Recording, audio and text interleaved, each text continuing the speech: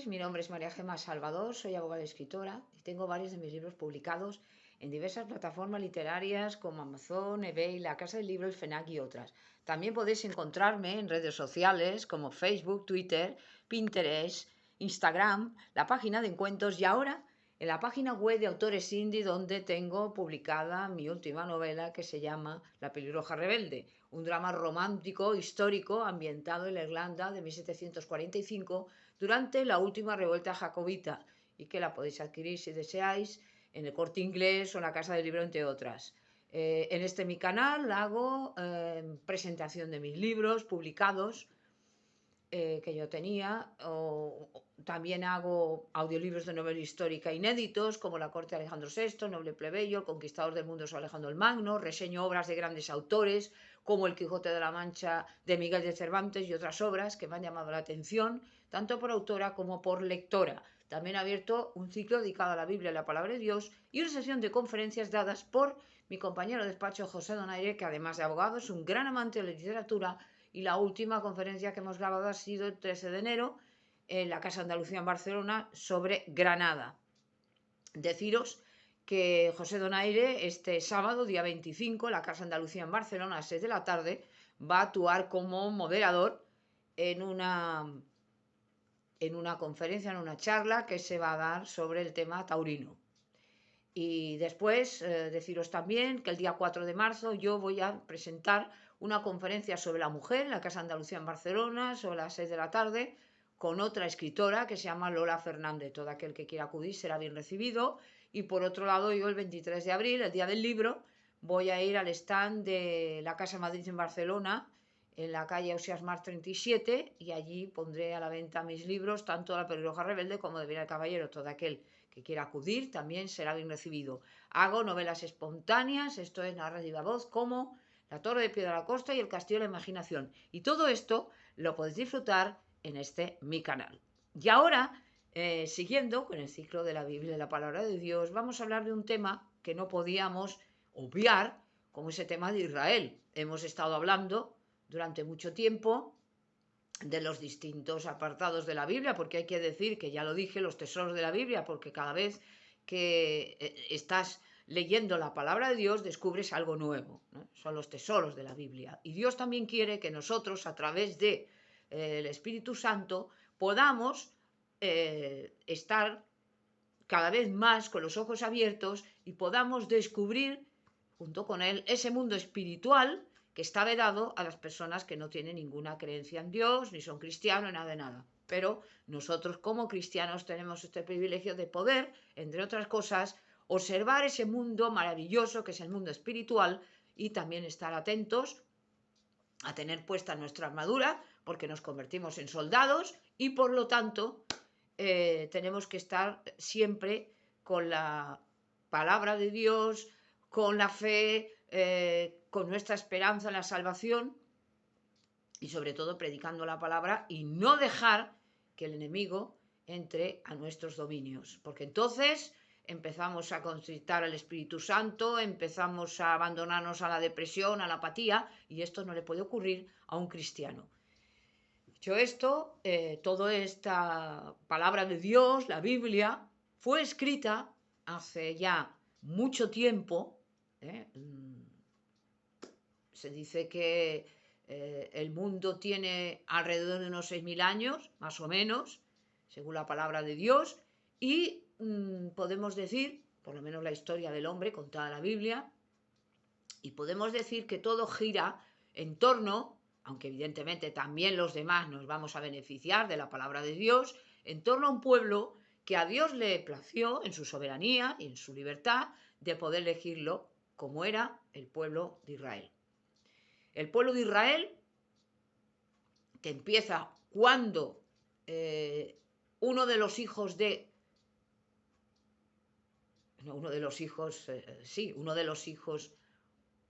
Isaac, el hijo de Abraham, que se llamaba Jacob, Dios le cambia el nombre, le llama Israel. A partir de este momento podemos decir que nace la nación de Israel, por eso se dice los hijos de Jacob. También se dice los hijos de Abraham, pero también se dice los hijos de Jacob. Es decir, este hombre uno de los hijos de Isaac, que era hijo de Abraham, que fue elegido por Dios para empezar el pueblo de Israel. Entonces, los israelitas o hebreos formaron un pueblo especial porque en aquellos tiempos, cuando nace el pueblo de Israel, era un pueblo que era el único que adoraba a un Dios, al monoteísmo, ¿no? Un solo Dios, cuando los demás pueblos que estaban alrededor del pueblo de Israel adoraban varios dioses, había el politeísmo.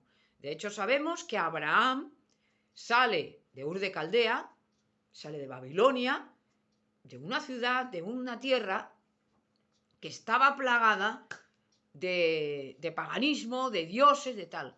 Y evidentemente esto es lo que Dios no quiso para su pueblo, y fue por lo que a Abraham, el padre de los creyentes, el padre de la fe, como se le llama, lo apartó de aquel mundo pagano para que luego fuera el padre de los creyentes.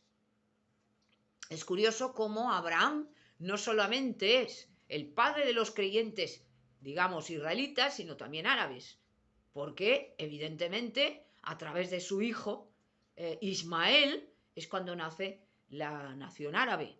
Por lo tanto, Abraham es el padre de todos los creyentes. Fue un hombre muy bendecido por Dios y que da a luz a, bueno, da a luz a mujeres, quiero decir que de él nacería esa gran descendencia que nadie podía contar más que las estrellas. Y por lo tanto, más grande incluso que las estrellas del firmamento, de la gran cantidad que habría de esa descendencia. Y de esa descendencia somos nosotros también, no israelitas de sangre, pero israelitas de corazón, porque en el momento en que aceptamos al Cristo, ya estamos dentro de lo que son los hijos de Dios, de la gran familia de Dios. Israel, por lo tanto, es un pueblo muy pequeño, y si lo vemos en el mapa vemos que es muy pequeño este pueblo, este estado, esta nación, pero lo que representó y lo que representa para Dios. Dios lo eligió, pero no porque fueran mejores, ni que no, sino simplemente porque Él quiso haber elegido Israel. Podía haber elegido otro pueblo, pero eligió Israel. Y vemos cómo Dios a la nación de Israel la fue aleccionando a través de sus profetas, le fue dando mandamientos, le fue dando leyes y les fue advirtiendo de aquello que le gustaba a Dios y aquello que le disgustaba. Cuando el pueblo de Israel era conforme a las normas de Dios, era un pueblo obediente, Dios los bendecía de tal manera, vemos cuando Moisés, el paso del Mar Rojo, que esto luego otros pueblos como los asirios lo tuvieron de testimonio en sus crónicas y en tal, y esto es una de las cosas que sale en la Biblia, bueno, salen muchas de estas, pero sale cuando Jonás va a ese pueblo pagano, como eran los asirios, que era un imperio tremendo, que había derrocado ya al imperio egipcio, y se convierten, van a darles mensaje de maldición y se convierten diciendo, no vayamos a ofender al Dios de ese pueblo, al Dios de los hebreos, que hizo ese milagro cuando la época de Moisés y de los faraones, ¿no? El paso del Mar Rojo, como ahogó al ejército del faraón, no sea que vaya a hacer lo mismo con nosotros. Luego ya tenían un testimonio que se había ido, evidentemente, transmitiendo de generación en generación, porque la época de Moisés son 1500 años o 1200 años antes de Cristo, y ya la época de los asirios estamos en 900 años antes de Cristo. Es decir, ya había pasado todo aquello, pero aún seguían las crónicas. Y todo esto, lo único que hace es que nosotros concentremos la atención en este pueblo. Este pueblo va a ser el termómetro de los acontecimientos mundiales. Y Dios no se ha olvidado de su pueblo. Entonces, vemos ya cómo la nación de Israel es, por lo tanto, la elegida para Dios y, por lo tanto, es la que nosotros nos tenemos que fijar, todo el mundo, sobre todo los creyentes, para ver lo que les ocurría a este pueblo que también nos puede ocurrir a nosotros. Es decir, cuando nosotros vemos, por ejemplo, que ya estaba la nación de Israel cuando Moisés, y van atravesar el Mar Rojo y luego van al desierto y pasan los 40 años por aquello que había ocurrido, de esa desobediencia y tal, lo primero que tenemos que pensar es, ¿nos podría pasar lo mismo a nosotros? Los sentimientos son los mismos. Por lo tanto, tenemos que pensar, más que juzgar, tendríamos que obedecer, porque no es más que un ejemplo para los que estamos vivos ahora y las generaciones que después sucedieron a estos. Y la nación de Israel, sabemos cómo Dios utiliza a los imperios mundiales, que hablaba Daniel, utiliza, por ejemplo, al imperio babilónico, a Nabucodonosor, para ser un martillo para su pueblo. Claro, esto, desde el punto de vista de alguien que no es creyente, puede llegar a juzgar mal y decir, bueno, pero Dios, ¿cómo es posible? Si amaba tanto al pueblo de Israel, ¿cómo permitió que ocurriera esto? Pues muy sencillo, porque a pesar de que Dios ama a Israel, sin embargo, tiene que castigar el pecado como un padre, evidentemente, castiga a su hijo, o una madre castiga a su hijo, a sus hijas, cuando no se comportan bien, porque es la obligación que tienen, educarnos. Y esto pasa igual. Dios como santo no puede admitir el pecado. Ama al pecador, pero no al pecado. El pecado es el mal, la desobediencia a Dios. Y esto tiene que castigarlo. Entonces, cuando este pueblo de Israel se rebela contra él, ¿qué es lo que hace? Mandar a esos imperios, que los hemos viendo en el libro de Daniel, y son los que van a azotar al pueblo. Egipcio, asirio, babilonio, imperio persa, Alejandro y el imperio romano. Y vemos cómo ese pueblo Dios no lo había abandonado, porque en medio de toda esta, digamos, desolación, surgen figuras como los jueces, que es la época más triste, ya le dediqué un libro, es la época más triste de Israel, porque es cuando estaba desperdigada, no sabía muy bien por dónde iba, después de la muerte del gran caudillo Josué, y vemos cómo luchaban contra otros pueblos que estaban alrededor, sobre todo los asirios, ¿no? Entonces, lo que tenemos que darnos cuenta es cómo termina, antes de la llegada de Cristo, el pueblo de Israel.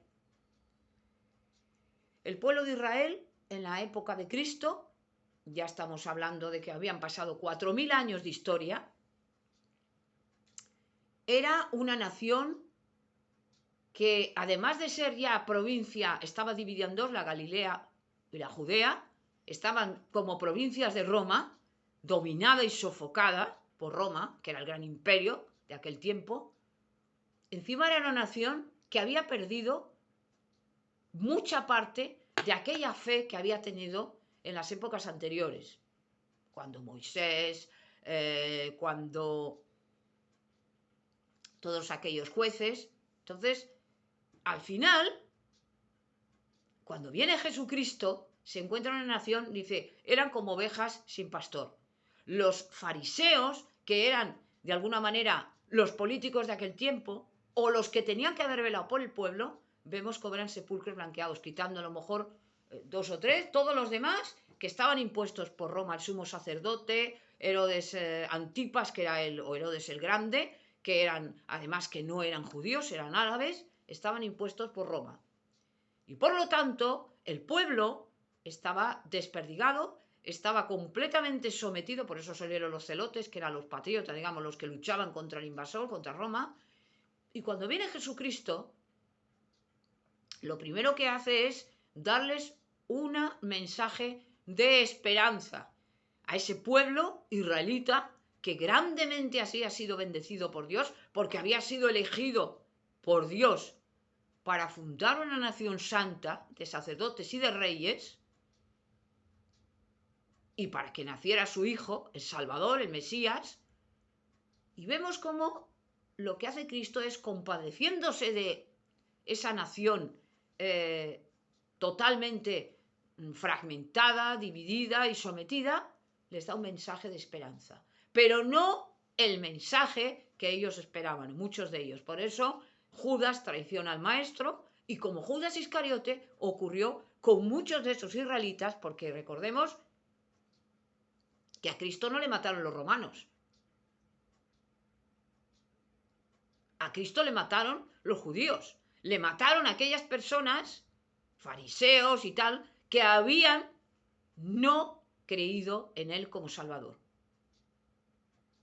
Por lo tanto, Cristo no fue creído como Mesías que iba a redimir a ese pueblo de Israel del pecado, sino que pensaron, como pensó Judas y otros, que Cristo les iba a redimir en el sentido militar. Iba a ser un caudillo que los iba a librar de esa esclavitud. Y sin embargo, Cristo, lo vemos en su ministerio, como lo que quería hacer era librarlos del pecado, que era mucho más grave a los ojos de Dios que aquel sometimiento de Roma. Entonces, muchos le abandonaron a Cristo porque les decepcionó, porque no entendieron su mensaje, porque no supieron que era el Salvador del mundo y se apartaron de él. Y cuando a Cristo lo crucifican, vemos la reacción del pueblo. Cuando Pilatos se lava las manos y dice, aquí tenéis a Barrabás o a Jesús, el día de la Pascua, que se libraba o se redimía a un preso, prefieren a Barrabás que a Cristo, cuando Cristo era inocente completamente.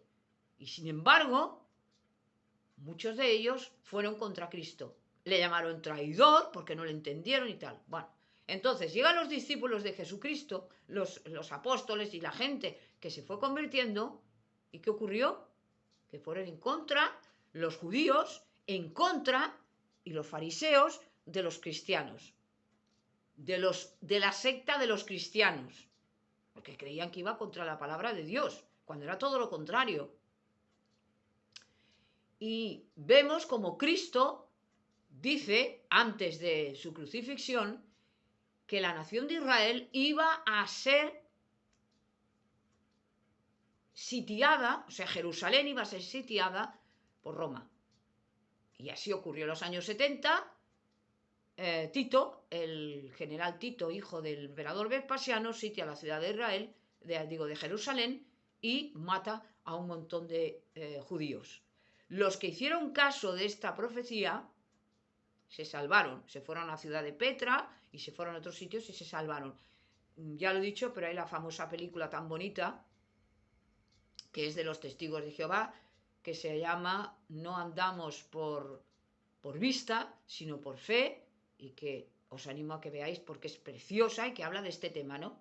De cómo a los que se habían convertido al cristianismo, esa profecía que dio Cristo a sus apóstoles y que luego hablaron a otros, evidentemente les estaba advirtiendo que Jerusalén iba a ser invadida, iba a ser sitiada y que tenían que marchar. Cuando veáis que hay esto, marchar. Esto pasa en los años 70, después de la muerte de Jesucristo. Luego vienen los mártires. Ahora ya no hablamos de israelitas y de gentiles. Ahora israelitas, aunque evidentemente el pueblo de Israel tiene un tratamiento especial por el Señor, sigue siendo su pueblo elegido, también ahora ya está mezclado con el tema de el concepto de los israelitas de corazón, que son aquellos que han aceptado al Cristo. Nosotros, los cristianos, ya formamos parte de este concepto, porque aunque no seamos judíos de nacimiento, somos ya judíos por corazón.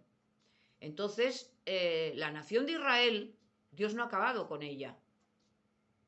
Llegará un momento, está escrito en el Apocalipsis, que Cristo, cuando vuelva, muchas personas ya se habrán convertido al cristianismo, quiero decir, le verán incluso a aquellos que le negaron, y después cuando llegue ya la época o antes la época de la prueba, muchos se van a convertir al cristianismo en Israel. Bueno, de hecho está ocurriendo que ya muchos se han convertido al Cristo, pero es verdad que habrá gente que se convertirá.